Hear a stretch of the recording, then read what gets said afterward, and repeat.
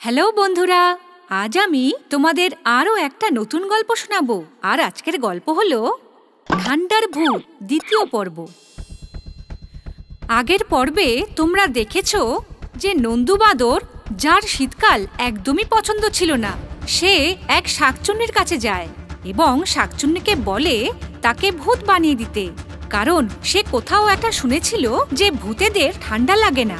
শাকচুন্নি তাকে ভূত বানিয়ে দেয় আর নন্দুকে বলে যে শীতকাল শেষ হলেই নন্দু যখন আবার তার কাছে আসবে তখন সে তাকে জীবন্ত বাঁদর বানিয়ে দেবে। কিন্তু শীতকাল শেষ হলে নন্দু যখন শাকচুন্নির কাছে ফেরত যায় ততদিনে শাকচুন্নি মারা যায় আর নন্দু সারা জীবনের জন্য ভূত হয়েই থাকে। এরপর নিজের একটা ছোট্ট ভুলের জন্য ভূত হয়ে নন্দু বাঁদর খুবই অনুতপ্ত ছিল। কয়েকদিনের ঠান্ডা থেকে বাঁচতে আমি এত বড় একটা ভুল করে ফেললাম। এখন আমার শীতের সাথে সাথে গরমটাও অনুভব হচ্ছে না, কিছুই অনুভব হচ্ছে না, শুধু সব সময় খিদে পাচ্ছে, রাতে ঘুমও আসছে না। ভূতেদের মতো খালি জঙ্গলেই ঘুরে বেড়াতে হয় আর দিনের বেলাও কারোর সাথে কথা বলতে পারি না, সারা দিন একা একা বসে বসে কাটে। মনে হয় আমায় এভাবেই ভূত হয়ে থাকতে হবে। এইভাবেই অনেক দিন কেটে যায়। এখন নন্দু আবার জীবন্ত হওয়ার আশাও ছেড়ে দিয়েছে। একদিন নন্দু একটি গ্রামের সামনে দিয়ে যাচ্ছিল, তখনই তাকে কেউ পিছন থেকে ডাকলো, এই ভূত বাঁদর। নন্দু ঘুরে দেখলো তার পিছনে একটি ছোট মেয়ে দাঁড়িয়ে ছিল। বাচ্চা মেয়ে, তুমি আমায় দেখতে পাচ্ছ? হ্যাঁ, আমি তোমাকে দেখতে পাচ্ছি। কিন্তু কিভাবে? কারণ আমি কোনো বাচ্চা নই, আমি একটা শাকচুন্নি। যদি মানুষদের সামনে আমি আমার নিজের রূপে আসি তাহলে এরা আমাকে মেরে ফেলবে। শাকচুন্নির কথা শুনে নন্দুর আবার জীবিত হওয়ার আশা জেগে উঠল। তুমি শাকচুন্নি? তাহলে তো তুমি আমাকে আবার জীবিত বাঁদর বানাতে পারবে। হ্যাঁ নিশ্চয়ই, চলো আমার গুহায়। নন্দু সেই বাচ্চাটির সাথে তার গুহায় গেল। সেখানে গিয়ে মেয়েটি নিজের আসল রূপ ধারণ করল। হে ভগবান, তুমি তো খুবই ভয়ানক দেখতে। আমি জানি তুমি আবার জীবন্ত হতে চাও। হ্যাঁ হ্যাঁ হ্যাঁ। এই গোলকের ভিতরে আসো। শীত করুক, গরম লাগুক, খিদেও পাক আবার। নিজের ভুল বুঝেছে নন্দু, জীবন্ত বাঁদর হয়ে যাক আবার। শাকচুন্নি জাদুর কাঠি তার দিকে করলো, কিন্তু নন্দুর কিছুই পরিবর্তন হলো না। শাকচুন্নি জাদুর কাঠি ঘুরিয়ে আবার তার দিকে করলো, তাও নন্দুর কিছুই পরিবর্তন হলো না।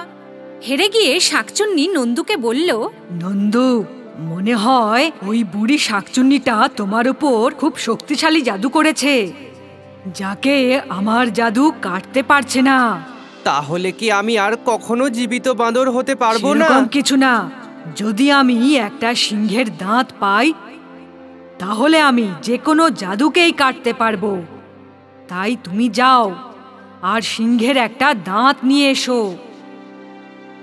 কিন্তু আমি সিংহের দাঁত কিভাবে আনবো? যদি তুমি আবার জীবিত বাঁদর হতে চাও তাহলে তোমাকে সিংহের একটা দাঁত আনতেই হবে। নন্দু বুঝল যে করে হোক তাকে সিংহের দাঁত আনতেই হবে, আর সে সিংহের দাঁতের খোঁজে বেরিয়ে পড়ল। সে কিছুক্ষণ জঙ্গলে ঘুরে বেড়ালো, তারপরে সে একটি সিংহ দেখতে পেল। সিংহ তো পেলাম, কিন্তু এর মুখ থেকে আমি দাঁত কি করে বের করব? ভয়ে ভয়ে নন্দু পিছন থেকে সিংহের কাছে গেল। যখনই সে সিংহকে ধরার জন্য তার হাত বাড়ালো, সিংহ তাড়াতাড়ি দৌড়াতে লাগলো। মরে গেলাম। তখনই সে দেখলো যে সিংহ অন্যদিকে তার বন্ধু চাঁদনি হরিণের দিকে দৌড়াচ্ছে।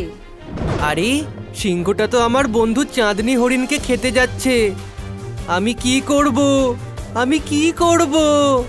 অন্যদিকে সিংহ খুব দ্রুত চাঁদনি হরিণের দিকে দৌড়াচ্ছিল। বাঁচাও, এই সিংহ আমাকে খেয়ে নেবে, বাঁচাও। আজ তোমাকে আমার খাওয়ার হাত থেকে কেউ বাঁচাতে পারবে না। তখনই হঠাৎ নন্দু বাঁদর সিংহ আর হরিণের মাঝখানে এসে দাঁড়িয়ে পড়ে। আমার বন্ধু চাঁদনি হরিণকে আমি বাঁচাবো, কে ওখানে? নন্দু ঘুরে দেখল চাঁদনি হরিণ সেখান থেকে পালিয়ে গেছে। কিন্তু সে এটা ভেবেই খুশি ছিল যে সে একটা সিংহের হাত থেকে তার বন্ধুর প্রাণ বাঁচিয়েছে।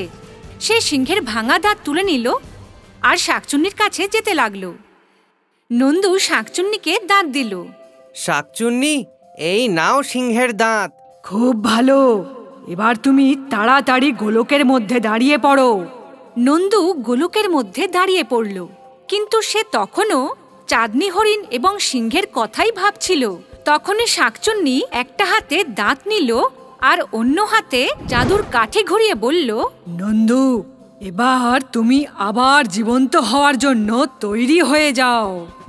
না, দাঁড়াও শাকচুন্নি, আমি এখন আর জীবন্ত বাঁদর হতে চাই না। আমাকে ভূত হয়েই থাকতে দাও। কি হলো নন্দু?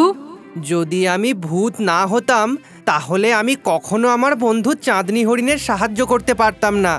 তাই জন্য তুমি আমাকে ভূত হয়েই থাকতে দাও। আমি ভূত হয়ে খুশি তো নেই, কিন্তু ভূত হয়ে আমি অন্য প্রাণীদের সাহায্য করতে পারবো। তাই জন্য তুমি আমাকে ভূত হয়েই থাকতে দাও। নন্দুর এই মহানুভবতা দেখে শাকচুন্নি খুবই খুশি হলো। সে জাদুকাঠি ঘুরিয়ে বলল, শাকচুন্নির জাদুতে জাদুর বাঁদর হয়ে যাক নন্দু, যা ভালো আছে তার ভিতর। এই বলে সে যেই তার জাদুকাঠি নন্দু ভূতের দিকে করল, তখনই সে আবার আগের মতন জীবিত বাঁদর হয়ে গেল। আমি তোমাকে না করেছিলাম, তাহলে তুমি আবার আমাকে জীবন্ত বাঁদর কেন বানালে?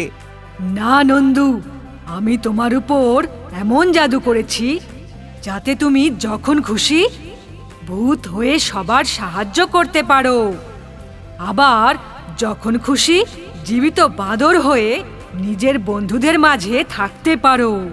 সত্যি? এই শুনে নন্দু খুব খুশি হলো।